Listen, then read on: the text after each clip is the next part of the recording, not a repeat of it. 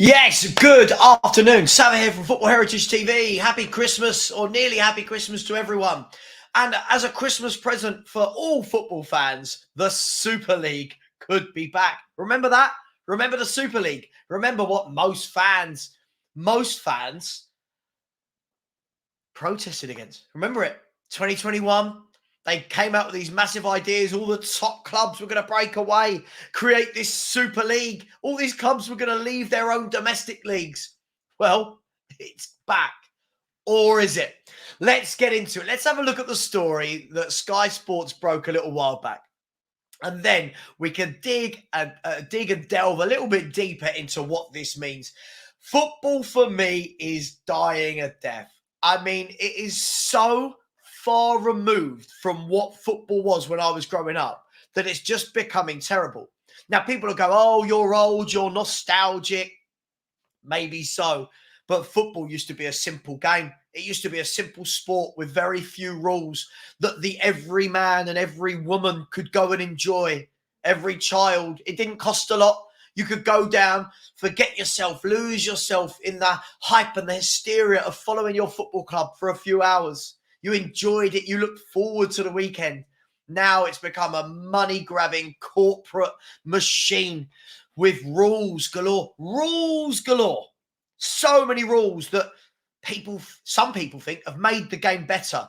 For me, it's removed the passion. It's removed the love. You can't celebrate goals. The goalposts change every single season.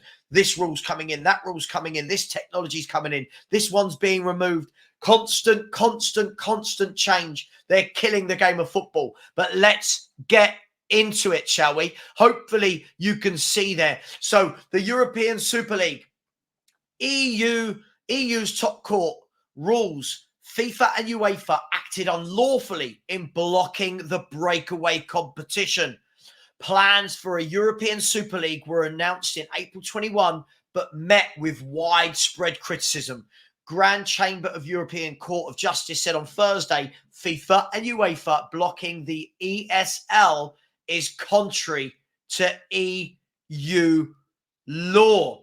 Now, they go on to say, hopefully you can all see this, they go on to say that the prospect of a future European Super League has been boosted after judges said UEFA rules blocking the formation of such a competition were contrary to EU law.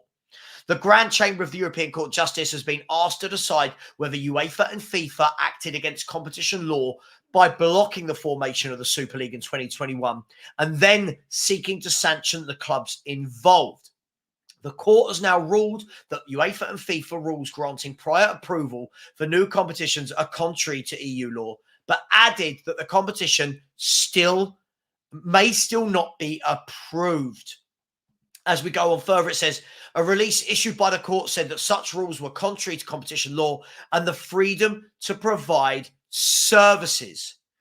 A non-binding decision delivered by the Advocate General in the case last December found rules allowing UEFA to have their prior approval of new competitions were compatible with EU law. The original 2021 Super League proposal was criticised for its closed format, with 15 founder clubs set to have been immune from relegation.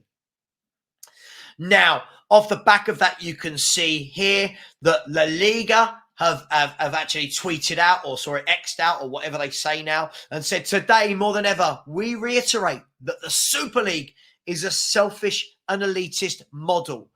Anything that is not fully open with direct access only through the domestic leagues season by season is a closed format. European football has spoken. Listen.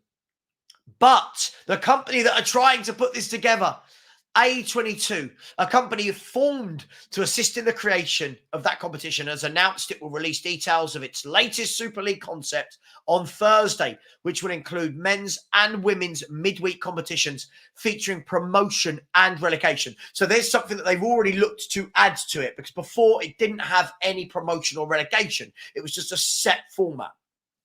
Following the earlier ECJ ruling, A22 CEO Bernd Reichart posted on X, formerly known as Twitter, "We have won the right to compete. The UEFA monopoly is over. Football is free.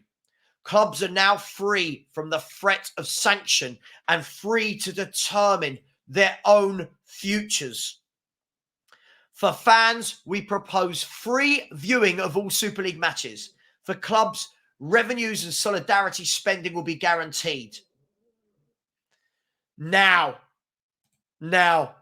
reading all that, does that make you feel sick? Are you on the fence of the European Super League? You'd like to see it happen? I did a show earlier, and the show that I did, I said this, and listen, I'm not an expert in these matters. I'm just a simple football fan like the rest of us talking about these matters.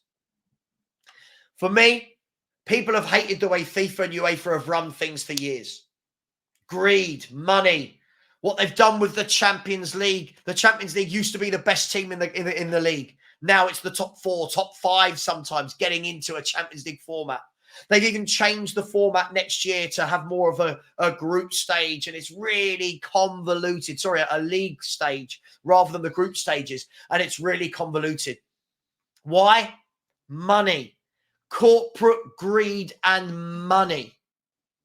That is what all this is. And I said at the moment, it feels like we're robbing Peter, i.e. UEFA and FIFA, to pay Paul, i.e. the Super League. Now, I'm not an expert on these matters, but from the outside looking in, that's what it looks like. It looks like we're taking concepts that already work and trying to change them purely so that people can make more money, so that the rich can become richer and the elite will become eliter, if that's even a word. I don't think that's a word, but I've created it. Eliter. So, where do you stand on this?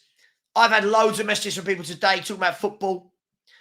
One of the things that I saw was this. I won't bring up the screenshot, but there was the breaking news that the UK government will be legislating to introduce a football regulator that will stop clubs from joining any similar breakaway competitions in the future.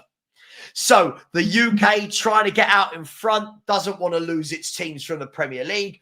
What then happens to the Premier League if Spurs, Arsenal, Liverpool, Man United, City, Chelsea, and all these clubs go and join the Super League? What happens? Who decides which the super clubs are? What happens? What does it mean? Somebody else messaged me and said, this is exactly what's happened in the golf with the Live Golf, breaking away from the PGA, paying these golfers extortionate amounts of money to break away from the PGA and go and play Live Golf. I'm not a massive golf man, but do you see those similarities? There's also talks today that this sort of thing will wipe out Barcelona's debt, for example. It will wipe out Barcelona's debt. The Barcelona CEO and chairman has been on Sky Sports today talking about why it's a good idea, whilst La Liga, obviously where Barcelona play, are saying it's a bad idea. But for Barcelona, it could wipe out their debts. Is that what we're doing here? We're wiping out clubs' debts? Is it going to make European football fairer? Is it going to make more of a level playing field? Because at the moment, most of the money is in the English game. Let's look at one of the key things that we just read out in that statement. That the games, they aim for the games to be aired for free. Now, in an ever-changing world where BT have games, Viaplay have games, Sky Sports have games, this have games, they have games for all these different Amazon Prime, all of these different media outlets where you have to pay to watch the games. Now they're saying these games will be aired for free. What does that mean then for Sky, for BT, for example, that have already paid out their billions of pounds to have the rights to show these games?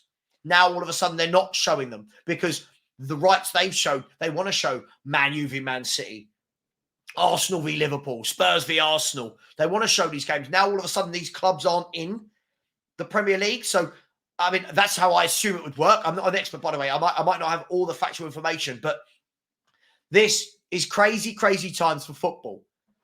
I'm keen to know what you think. As fans, is this going to be another case where they try and implement something? We're going to have this big kerfuffle going around the world of football for the next 3 to 6 months while they try and implement something. The banners will be out. The protests will be out. The chairman will be under pressure. or the chairman and owners of football clubs are going to be under pressure. The famous Liverpool greed banner. Football greed, do you remember that? Fans saying they don't want it. Some fans saying they do. What happened to football, people? What happened to this game? This sport and this game that we loved has turned into this money-making business, which is just so far removed from what we knew growing up. Do you like it? If you do, fair enough. And by the way, we're going to be debating this tonight on Spurs Unleashed at 8 p.m. on Football Heritage TV. But I'm keen to know your feelings on this. Spurs fans, do you want Spurs to go into the Super League? Would Daniel Levy love to go into the European Super League? Arsenal, Newcastle, Man City, Chelsea, Liverpool, Villa, all of you guys. Do you want your clubs to go into the Super League? What's the benefit to the Super League versus the negatives? Tell me the positives to the negatives. I think this is a dark day for sport. I think this is a dark day for football. Some people might not. Let me know your thoughts. Let me know your opinions. And one thing that we can say for certain, this is going to rumble on for ages. Debates, controversy, people vilified, people praised. All I know is I just want football to go back to what it was. But I feel we've gone past those days now. Thank you for listening. Thank you for watching. Please like, please subscribe. We're that close to 12K. So if 15, I think we're about 15, 16 away. 15, 16 people did want to subscribe to help us get to 12K. That would be appreciated. Much love. Thank you. Take care. And as always, normally I do a come on you Spurs, but come on you football.